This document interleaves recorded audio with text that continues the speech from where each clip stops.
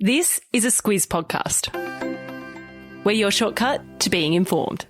Squiz Kids! It's your daily news fix. Fun, free, fresh.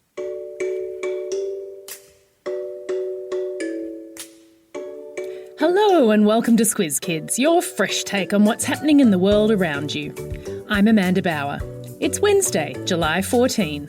In Squiz Kids today, deadly clouds in California, Korea's new rules for gyms, Australia's boomers win big, and a miraculous safe landing. That's what's making news, kid style. The lowdown. It's winter here, which means it's summer in the Northern Hemisphere. And in the western states of America, they're already onto their third heat wave. Record temperatures have been notched up in many places, including California's Death Valley, where it got to 54.4 degrees on the weekend, the equal highest temperature ever recorded on Earth.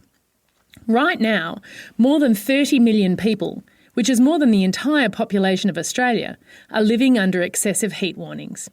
And as we Aussies know all too well, when there's weather like that, on top of drought and climate change, you're likely to have fires.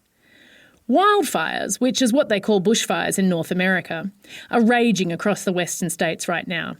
And what's making those fires especially fierce is something that we usually associate with rain, not intense heat: clouds. The word for these particular clouds is pyrocumulonimbus. Pyro means fire, and cumulonimbus is a dense, towering type of cloud. Sometimes bushfires are so gigantic and fast-moving that they actually create their own weather, including these clouds, which rise kilometres into the air. NASA calls them the fire-breathing dragon of clouds because they can produce hurricanes and lightning, which then starts more fires. There's a link in your episode notes explaining more. For now, we're keeping the people of the western US in our thoughts.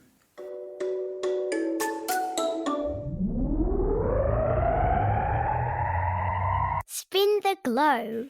Each day we give the world globe a spin and find a news story from wherever it stops.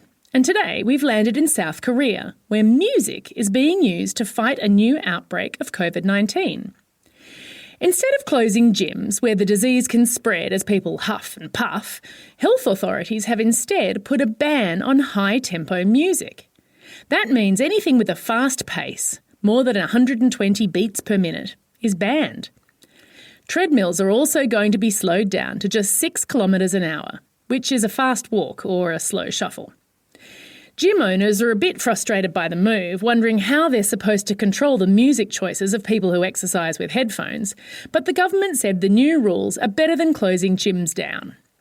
And Korea's global K-pop sensation, BTS, can stay on instructors' playlists.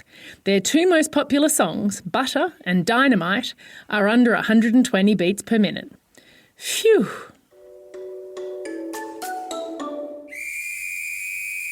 Sport time. With just 9 days to go until the Tokyo Olympics, the Boomers, Australia's men's basketball team, are on fire. As in smouldering. Yesterday, Australia shocked the basketball world by beating Team USA on their home turf in Las Vegas, Nevada, which is a big deal.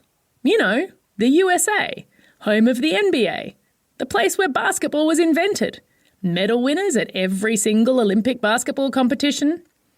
Sure, it was only an exhibition game, but it was the second loss in a row for Team USA, which went down over the weekend to Nigeria. Boomer Paddy Mills, who will be one of Australia's flag bearers at the Olympic opening ceremonies, was one of the heroes of the game. He scored 22 points, 10 in the crucial fourth period, with the Boomers winning 91-83. I've posted a highlight reel in your episode notes. The Aussies will face Nigeria today and have a rematch with Team USA before heading to Tokyo. Let's go, Boomers!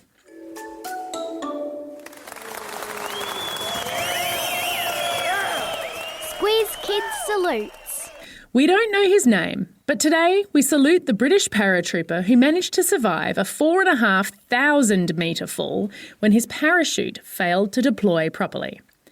The British government confirmed yesterday that the soldier, who was practicing with American forces in California a few days ago, did launch his reserve chute, but not quite in time. He smashed through the tiled roof of a local home and ended up alive and with only minor injuries on the kitchen floor. Amazingly, photos show that he somehow managed to miss hitting the clean dishes drying next to the sink, as well as anything hard like the benches or appliances. I'll pop a link in your episode notes so you can see for yourself. Talk about lucky. Time for the quiz. This is the part of the podcast where you get to test how well you've been listening. Question 1. What do pyrocumulonimbus clouds produce, making a bad situation worse? That's right, lightning. Question 2. Which other team beat the USA in basketball lately? That's right, Nigeria. And question 3. What's been banned in South Korean gyms this week? That's right, fast-paced music.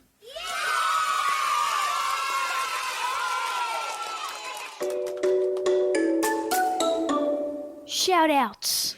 It's July 14, and on this day in 1789, the Bastille prison in France was stormed by people protesting the king's harsh rule, and that set off the French Revolution. Nowadays, it's the most important holiday in France. So, joyeux 14 juillet. That means happy 14th of July, I think, to our French friends. Closer to home, tonight is the last game in this year's Rugby League State of Origin tussle. New South Wales has already won 2, but Queensland is pretty set on avoiding being swept by the Blues. Today is also a special day for these Squiz Kids celebrating a birthday. Emily from Stanmore, Matilda from Peakhurst, Bronte from Umina Beach, Grace from the Blue Mountains, Yeet from Canberra, Matilda from Millthorpe and Macy from Goomalling. A special shout out to Eamon from Northmead, who's particularly sad that his camp was cancelled this week due to lockdown. Hang in there, Eamon. Belated birthday returns go to Jake from Woodhill and Georgie from Albany Creek.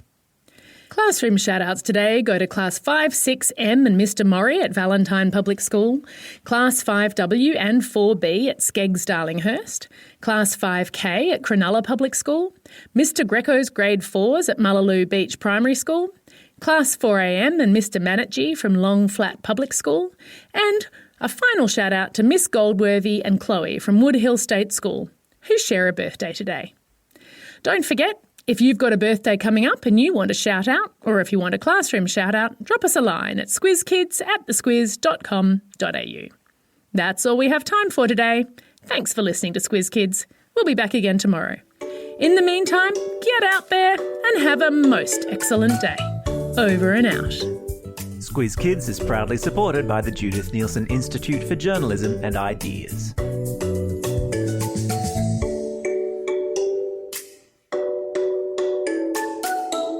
Squiz Kids! It's your daily news fix. Fun, free, fresh.